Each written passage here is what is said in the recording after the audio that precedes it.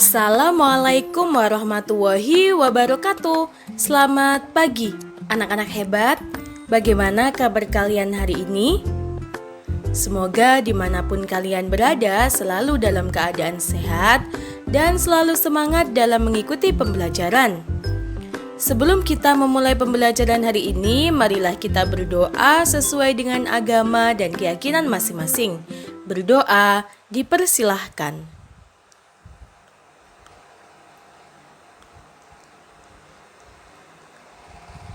Berdoa selesai. Hari ini kita akan belajar materi tema 9, subtema 2, pembelajaran 3. Anak-anak hebat, ternyata dalam kehidupan sehari-hari kita banyak memanfaatkan sumber daya energi dan perubahannya. Banyak sekali contoh perubahan energi dan pemanfaatannya yang ada di sekitar kita. Agar dapat mengidentifikasi contoh-contoh perubahan energi dan pemanfaatannya dalam kehidupan sehari-hari, kalian harus tahu terlebih dahulu mengenai bentuk-bentuk energi. Berikut ini merupakan macam-macam energi. Yang pertama adalah energi bunyi. Energi bunyi adalah energi yang dihasilkan dari suara atau bunyi-bunyian. Misalnya bunyi halilintar, bunyi gitar, bunyi klakson, dan bunyi gong. Energi yang kedua yaitu energi panas. Energi panas yang terbesar di bumi ini adalah energi panas matahari. Energi panas disebut juga dengan energi kalor. Yang ketiga yaitu energi listrik. Energi listrik paling banyak dibutuhkan untuk kebutuhan rumah tangga. Energi ini bisa diganti ke energi lain seperti energi panas, bunyi, dan gerak. Nah, dari bentuk-bentuk energi yang kita kenal ada beberapa contoh perubahan energi yang terjadi dalam kehidupan sehari-hari sebagai berikut.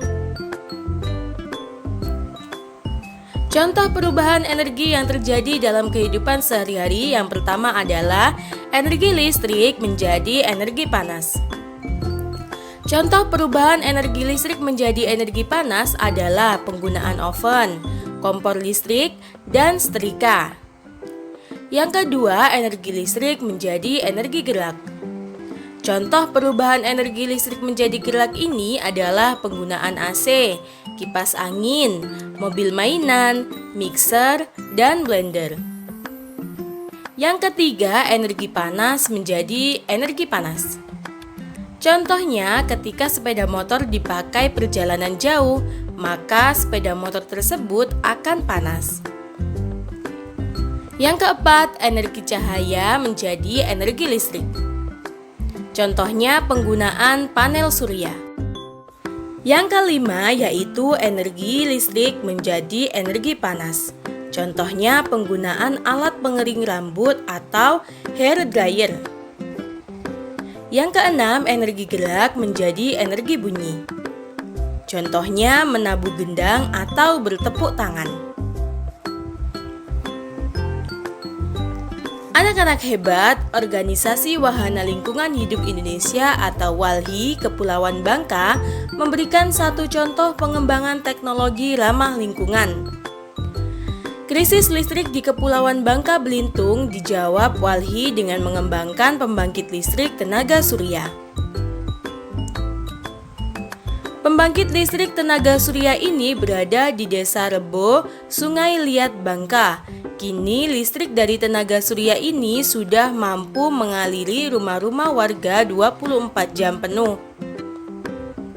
Pembangkit listrik tenaga surya terdiri atas panel-panel surya. Panel-panel surya inilah yang akan mengubah energi cahaya menjadi energi listrik. Panel surya ini mengambil cahaya matahari yang merupakan sumber cahaya. Pembangkit listrik yang dikembangkan oleh WALHI dan organisasi dari Korea Selatan ini dirakit dengan melibatkan peran serta warga. Tujuannya agar warga dapat sambil belajar Dalam pengoperasiannya, pembangkit listrik tenaga surya ini dikelola oleh Koperasi Hijau. Koperasi Hijau mengelola mulai dari menarik biaya listrik ke rumah warga, manajemen keuangan, sampai perawatan, dan hal-hal teknis lainnya. Anggota koperasi adalah warga masyarakat.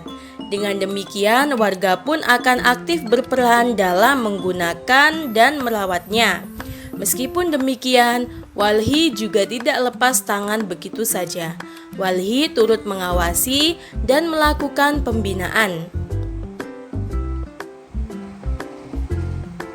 Sumber energi akan dapat memberikan manfaat yang lebih optimal jika diolah dengan baik. Dalam proses pengolahan sumber energi untuk bisa digunakan oleh manusia, seringkali mengalami proses perubahan energi. Untuk mengetahui informasi mengenai contoh perubahan energi dan manfaatnya dalam kehidupan sehari-hari, kita bisa melakukan wawancara kepada orang-orang yang ada di sekitar kita. Sebelum melakukan wawancara, kita harus menyiapkan daftar pertanyaan yang akan diajukan kepada narasumber. Daftar pertanyaan tersebut untuk memandu kita dalam melakukan wawancara. Dengan daftar pertanyaan, wawancara akan lebih terarah dan tidak melenceng dari topik yang akan dibicarakan. Kita dapat menyusun pertanyaan untuk wawancara berdasarkan urutan apa, siapa, di mana, kapan, mengapa, dan bagaimana. Apa? Untuk menanyakan benda. Kemudian siapa? Untuk menanyakan orang. Kemudian di mana? Menanyakan tempat. Selanjutnya kapan? Menanyakan waktu. Mengapa? Menanyakan alasan. Dan bagaimana? Menanyakan cara atau suatu keadaan. Sekarang tugas untuk kalian, jawablah pertanyaan-pertanyaan berikut ini. Yang pertama, apakah pembangkit listrik tenaga surya itu? Yang kedua, apakah panel surya itu?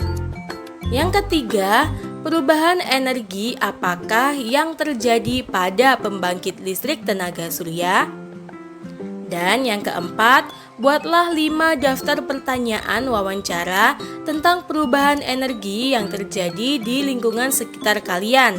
Tanyakan kepada orang-orang yang ada di rumah kalian, misalnya ayah, ibu, kakak, atau adik. Sampai di sini dulu pembelajaran kita hari ini. Akhir kata, wassalamualaikum warahmatullahi wabarakatuh.